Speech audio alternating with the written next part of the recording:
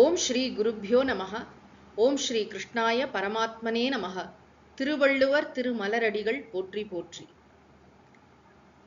இறைவனுக்கு ஆசை உண்டா? இந்த கேள்விக்கு நம்ம பதில் தெரிந்து கொள்ள போகிறோம்.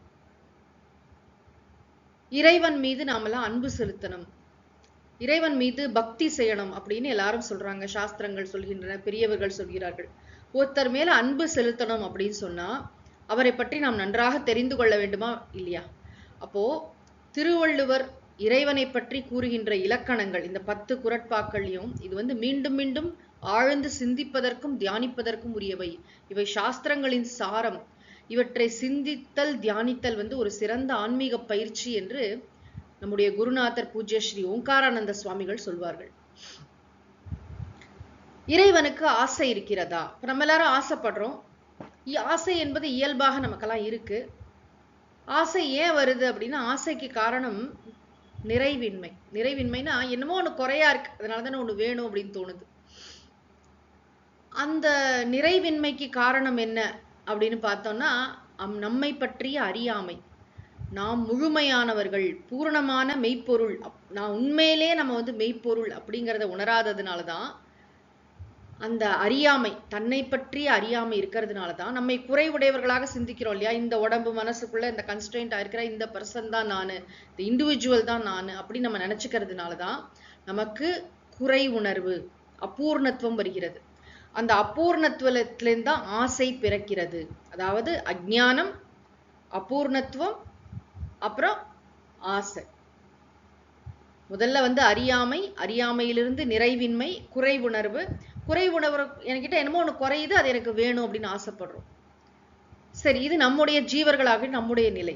இறைவன் எப்படிப்பட்டவர்னா, இறைவன் எப்பொழுதுமே முழுமையான ஞானத்துடன் இருக்கிறார். அவர்கிட்ட அஞ்ஞானத்தின் சுவடு கூட கிடையாது. அவர் எல்லாமாக இருக்கிறார். அனைத்துமே அவருடையதுதான். அவர் எதற்கு ஆசைப்பட முடியும் இல்லையா? உபனிஷதங்கள்லாம் சொல்லும், அவர் ஆசைப்பட்டார், சோ காமயத்தை, நான் பலவாறாக ஆவேனாக என்று திட்டமிட்டார். அது பிரபஞ்சத்தை படைத்தார் அப்படிங்கறத சொல்லும் பொழுது அப்படி சொல்லுமே தவிர, உண்மையிலே இறைவன் எதற்கு ஆசைப்பட போகிறார்? ஒண்ணும் கிடையாது. அதைத்தான் திருவள்ளுவர் ரொம்ப அழகாக இந்த குறட்பால சொல்றார்.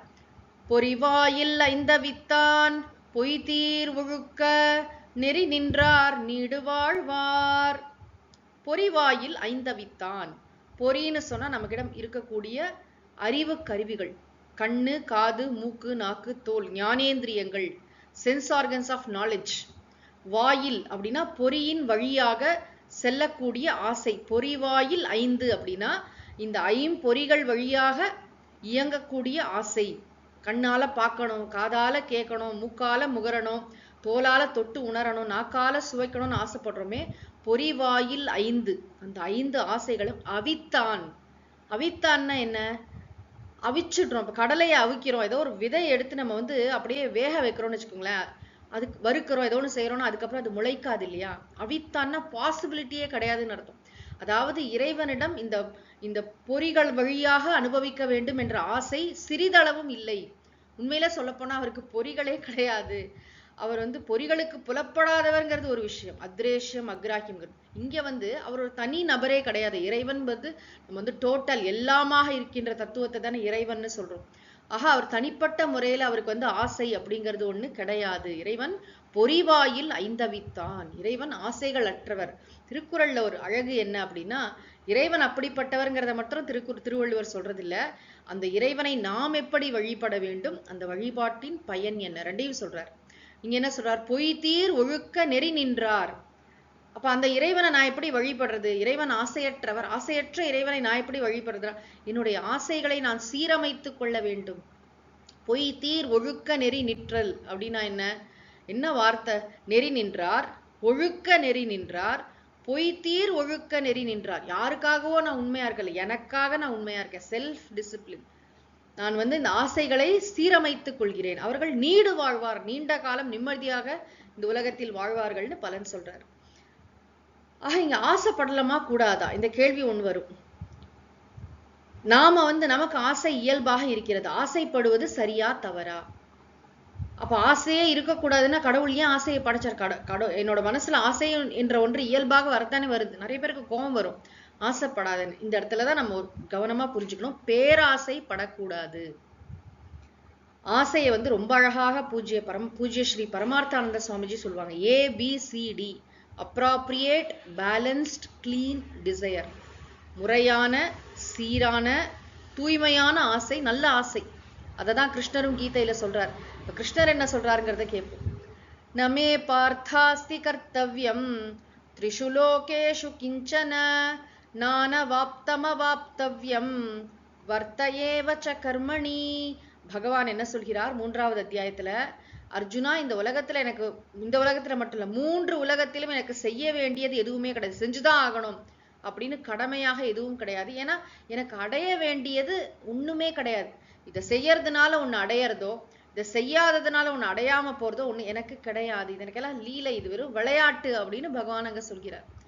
முக்கியமா என்னன்னா, எனக்கு வந்து ஒன்னு அடையணும் அப்படிங்கிற விஷயம் இல்ல. ஒரு செயலை செஞ்சுதான் ஒன்னு அடையணும், இல்ல ஒன்னு ஆசைப்பட்டு ஒன்னு விரும்பி ஒன்னு அடையணும். அந்த மாதிரி பகவானுக்கு எந்த விதமான கண்டிஷனும் கிடையாது.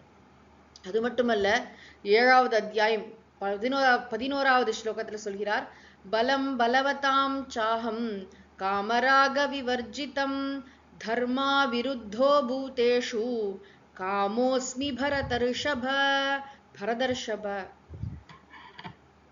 ரிஷபனா காளை போன்றவனே, இந்த பரத குலத்தில் சிறந்தவனே அர்ஜுனா, தெரிந்து கொள், நான் வந்து பலமுடையவர்களிடத்தில் பலமாக இருக்கிறேன். அதுவும் எப்படிப்பட்ட வலிமைனா, வலிமையை பற்றி சொல்லும் போது ஆசையும் பற்றும் இல்லாத வலிமையாக இருக்கிறேன். அதை விட ரொம்ப முக்கியம், நமக்கு இங்க தேவையான பாயிண்ட் என்னன்னா, தர்மா விருத்தோ பூதேஷு காமோஸ்மி பரதர்ஷப. அகம் காமஹ அஸ்மி, நான் ஆசையாக இருக்கிறேன்கிறார் பகவான்.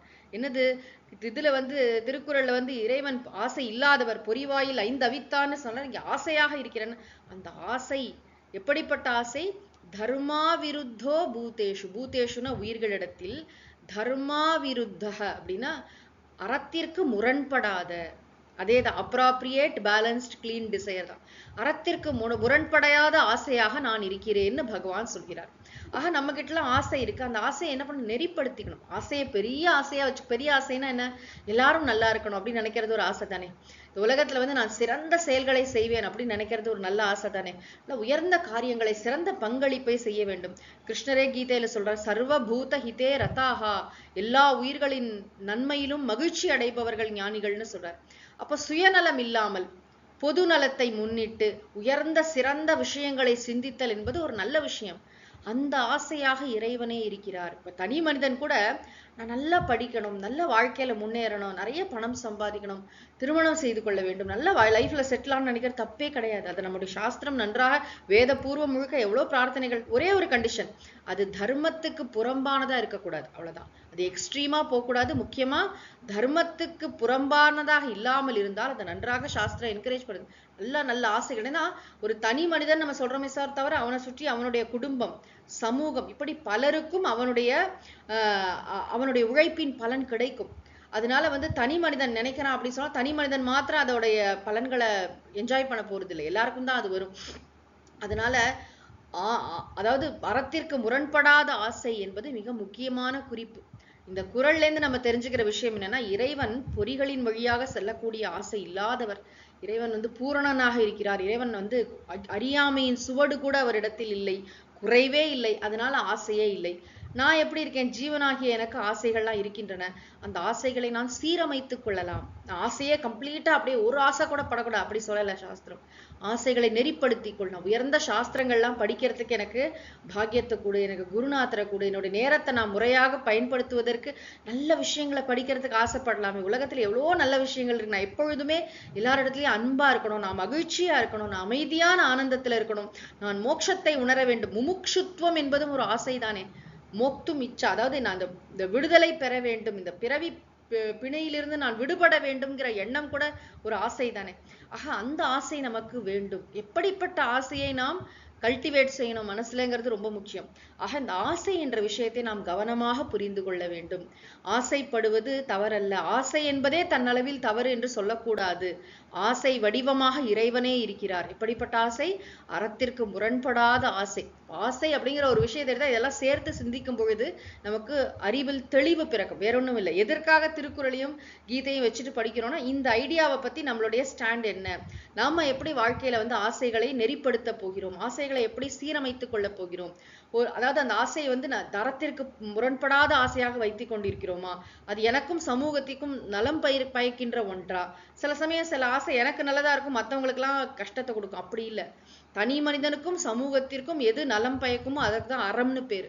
ஆக அறத்திற்கு முரண்படாத ஆசை என்று நாம் இந்த இடத்துல இந்த விஷயத்தை இப்படி புரிந்து கொள்கிறோம். ஓம் சாந்தி சாந்தி சாந்திஹி. ஹரிஹி ஓம் தத் சத். சர்வம் ஸ்ரீ கிருஷ்ணார்ப்பணமஸ்து. திருவள்ளுவர் திருமலரடிகள் போற்றி போற்றி. சத்குருநாத மகாராஜ் கி ஜெய்.